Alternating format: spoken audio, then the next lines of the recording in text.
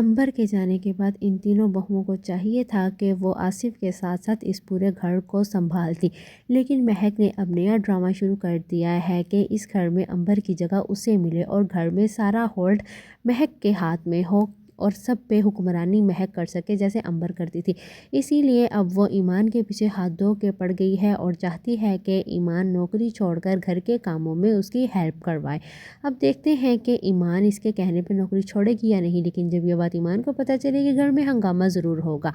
आसिफ तक जब ये बात पहुंचती है, आसिफ जानता है कि महक उससे कुछ बात करना चाहती है, इसीलिए उसे कहता है कि क्या बात करना चाहती हो, बिला झिझक करो। तो महक अपने दिल में जो सारा जहर होता है वो उगल देती है और कहती है कि ईमान की नौकरी छुड़वाएं और उसे बोलें कि घर के कामों में हेल्प करवाएं, क्योंकि घर के काम बहुत बढ़ गए हैं। लेकिन आसिफ महक को साफ इनकार कर देगा और कहेगा कि ये महक ईमान का पर्सनल मामला है, मैं उसे क्यों कहूँ कि वो नौकरी छोड़े। अब महक इसको अपनी अना का मसला बना के इतना बढ़ा देती है कि आर्यन को भी इसमें इन्वॉल्व कर लेती है।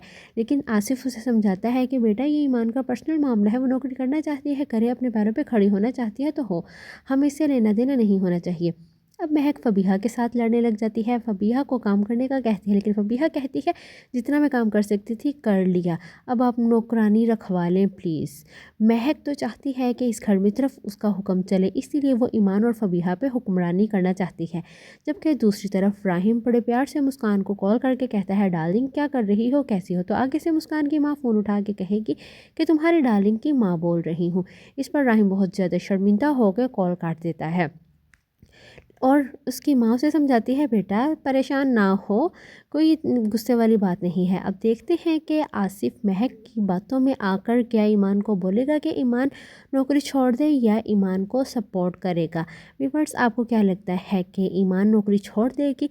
मुझे लगता है ईमान नौकरी नहीं छोड़ेगी बल्कि महक के साथ इस बात पे लड़ेगी।